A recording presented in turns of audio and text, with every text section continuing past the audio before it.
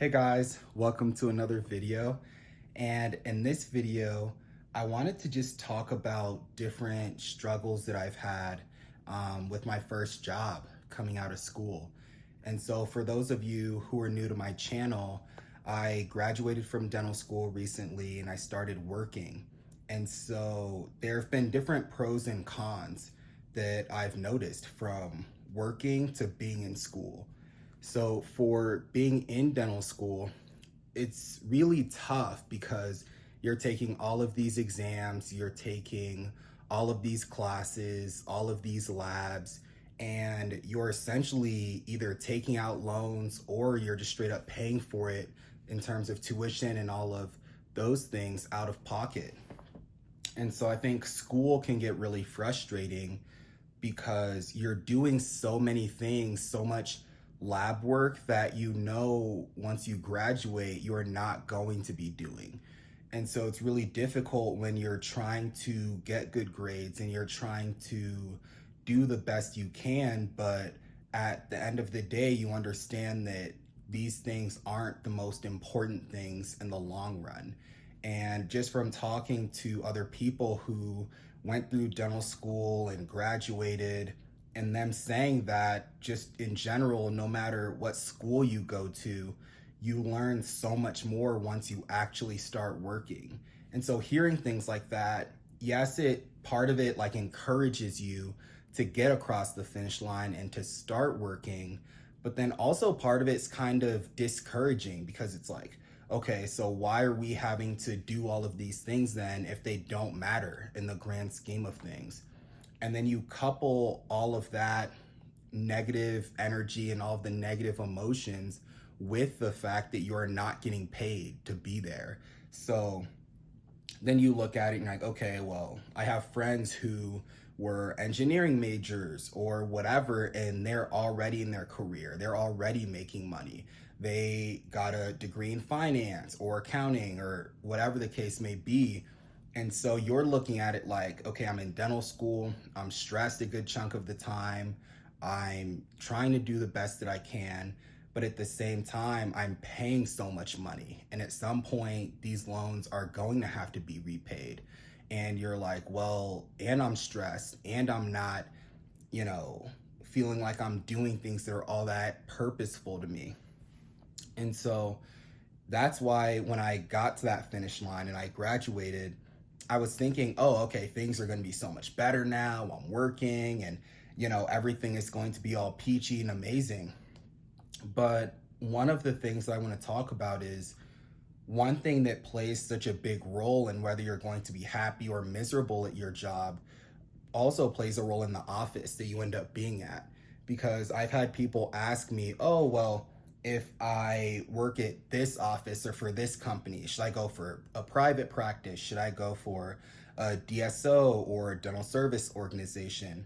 At least I think that's what that stands for. But people ask those questions, and ultimately it always comes down to what office you end up being at, because some people end up going the private practice route and they end up loving it, but other people go the private practice route and end up in this office with all this drama and they end up not liking it, versus some people sign with a DSO that's, that might not have a great reputation, but they end up at an amazing office, so they end up loving it, versus someone else might sign up with a DSO that has a great reputation, but they might just end up at a bad office, or they just end up at an office where they don't vibe well with, whether it's a co-doctor or like their partner doctor or assistants or their manager. So there are a lot of different dynamics to kind of juggle. And I think one of the biggest struggles that I had coming out of school and starting to work was this idea that all of a sudden it's like, wait, people look at me as a doctor. People aren't looking at me as a dental student. And so in dental school, I feel like it was one thing if you didn't know something or if you screwed something up, it's like, oh, well, I'm a dental student, I don't really know, all those things. But once you actually start working, it's a different level of pressure that you put on yourself to be perfect, to do the perfect filling, to do the perfect crown prep, to have all of the answers to the, questions that patients ask. And I think it's hard when you get a question, you're like, oh, like, I don't know. Like, I need to look that up, or I need to ask, my partner doctor, or excuse me, or you do a filling. And even if it's like, it's fine, the filling itself is fine. Sometimes you can be like, oh, well, I didn't, it didn't look the way I wanted it to. And even though it's perfectly fine, but we can get in our heads because now that all of a sudden we're working, we've just elevated the standard that we hold ourselves to. And it's not that I'm the kind of person to read too much into titles and, to get too caught up in that. But I think from a work standpoint, from a perfectionism standpoint, it's very easy to think, oh, well, I'm a doctor, I should have known that. Or, oh, like, I made this kind of mistake in dental school, I can't be making that now. And we tend to remove the human element from working. And we tend to think that because we're so respected and that we're so revered, we try to be perfect, and we try, and there's nothing wrong with trying to be perfect, but we assume that perfect is the standard, and that whenever we fall short of that, we take it very personal. And that's what I was doing a lot when I first started. And I would get really stressed out because there would be times where I would get off work and I would just think, man, like, I could have done that better. I could have, been a little more efficient with this. I could have done that checkup visit a little more efficiently. And another struggle is with getting in your head so much is you end up overthinking things. And so I started to get to the point where I would question myself a lot. I would be doing an exam and I'm like, okay, I know that's a cavity, but is it big enough is it too big to do a filling on? Is it, should I do a crown, or should I say that I'm going to try to do a filling and do a crown instead, or whatever.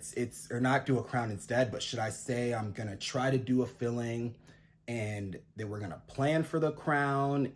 And so I would just have this thing where I would take longer than I should doing exams because I would just constantly second guess myself. Or I would see a real small cavity and I might be like, oh, well, maybe we should watch that. Maybe we'll just kind of watch it for right now. And if it gets bigger in 6 months, we'll do a filling then. Or sometimes I'm like, oh, or should we do the filling now just to, not risk it getting too big in 6 months? And those are things that you struggle with because in school, yeah, you're seeing patients, but for the most part, you're seeing, a few patients, and yeah, you're seeing patients for checkups, things like that. But it starts to hit you a little differently when you're working. You're like, okay, like this is the office that I'm at right now. And so I'm going to see this patient in 6 months and, and all of those things. Versus in school, sometimes you might see a patient to do one part of a procedure and another student might see that patient to do another part of the procedure, and, so on and so forth. And so in school, it's a little more difficult to have that continuity of care as opposed to just straight up working and knowing that you're going to see a patient for another exam in 6 months or in a year.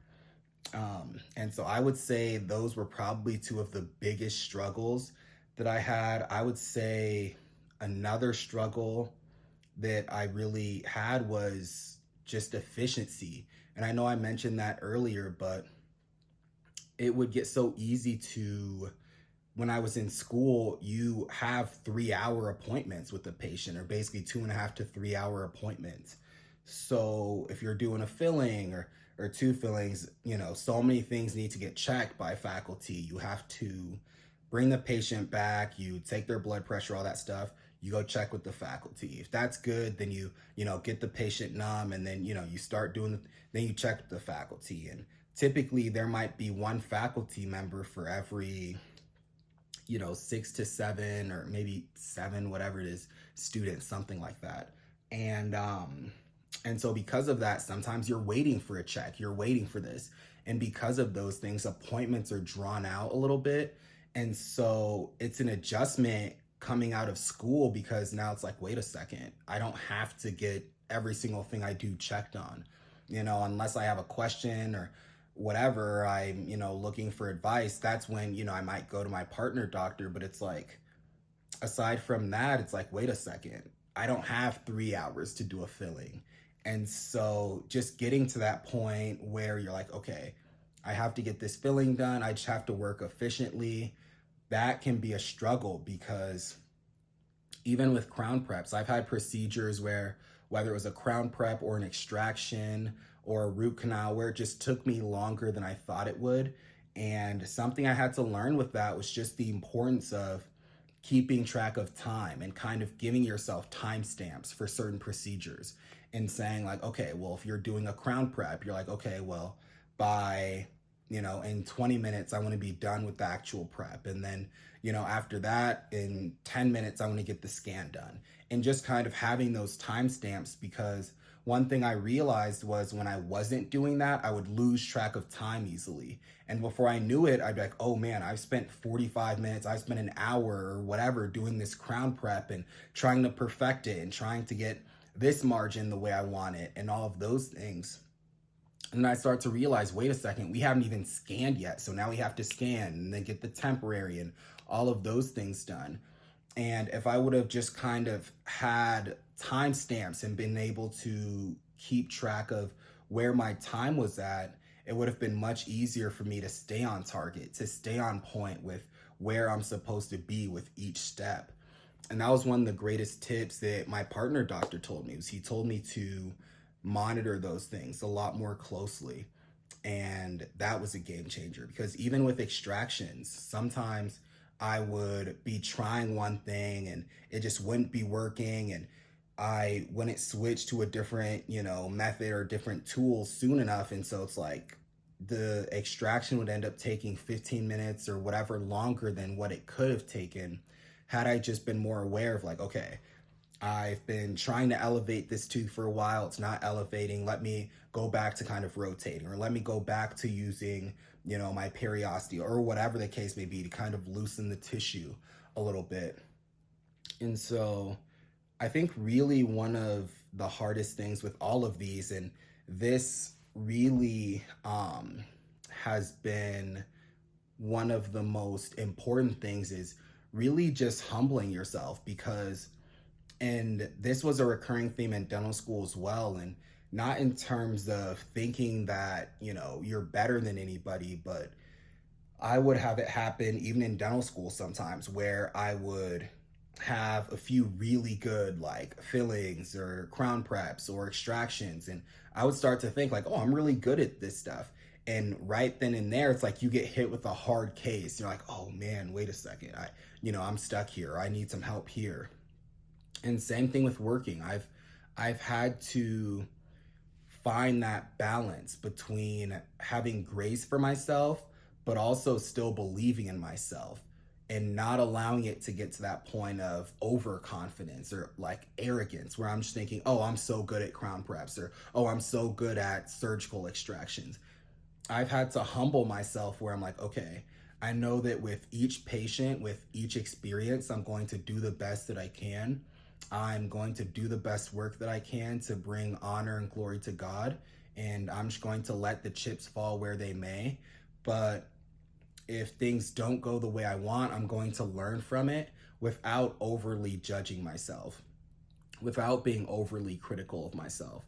Because that was one of the hardest things that I battled, was being too self-critical, to the point where outside of work, there'd be times where I would just like, whether it was the weekend or whatever, I'd be thinking, oh man, I still can't believe I, didn't do that extraction, I had to refer it. Or I can't believe like I struggled with that extraction, and that's why, I had to refer it, or whatever. And it can be hard sometimes when, it's amazing working with a doctor who's experienced, who's got, years and years of practice under his belt. But sometimes it can be hard, because you're like, oh man, like this doctor is amazing and he's so talented. Should I be where he's at? If I'm not where he's at, how long did it take him to get to where he's at? Am I just struggling to the point where other people don't struggle with these things. And that's something and that's why I think having a community is so important. Having other peers that you talk to who are also relatively new to working fresh out of school, because you can be open and transparent with them and talk about, oh, I had this case the other day that was pretty tough, or, whatever. And it's just amazing hearing other people talk about their experiences. And that's been one thing I've also been really grateful for, is that I've been able to go to trainings and take CE courses with other, new dentists. And so being able to relate with them and talk about different struggles that we've each had at different points in time has just been amazing. And it's been that extra reassurance that, okay, even though I'm struggling with this thing now, we're all kind of in the same boat. And we know that, we have these doctors to look at who've been working and practicing for years and years. And we know that we can get to that level, but we just have to put the time in. We just have to be patient with ourselves. And we understand that we can't rush the process at all. And so that's something that's really made me feel a lot better about where I'm at in terms of working, in terms of coming out of school. And so I wanted to record this video just to let you guys know, even if you're not a dentist, even if you're not, in the healthcare profession, a lot of these struggles really are the same for any kind of job coming fresh out of school. Whether you're an engineer, whether you're an accountant, whether you're, whether you work in business in some other capacity, whether you work in, photography, all of these jobs have very similar struggles. And so to recap, basically one of the biggest things can be kind of that imposter syndrome, that feeling of, oh, I don't know if I'm as good as, some of these other doctors. There's that feeling of putting too much pressure on yourself to execute at such a high level. There's so many other things that, that we struggle with. There's that thing of just feeling like you need to be perfect. And so if you guys have made it, to the end of this video, I just wanted to say that I appreciate all of you guys. And I just want to say it's really important that we continue to improve, that we continue to push ourselves to be better, that we not get complacent. And I just wanted to make this video as a way of just talking about work and talking about the importance of continuing to push forward and continuing to improve, and just not overly judging yourself. Having high standards for yourself and having, a certain level of production and a certain level of expertise and knowledge that you expect, but also understand that we're humans and that mistakes are going to happen. And it's not about, the mistake that you make, it's about how you bounce back from it. And and I had this one faculty tell me that even if you've been working for 30 years, there are times where you still might see something you've never seen before. And he said, that's why it's called the practice of dentistry. And so that's why, in any kind of career path that you're in, it's super important to remember that, it's a journey, and that, as long as you stay on the path, you stay on, the road, and you keep your, eyes forward, and you try not to glance back and think too much about, things that, went wrong or things that didn't go the way you liked, you'll be fine. And so I hope you guys found this video helpful. If you guys did, please like, comment, and subscribe. And I'll talk to all of you guys in the next one.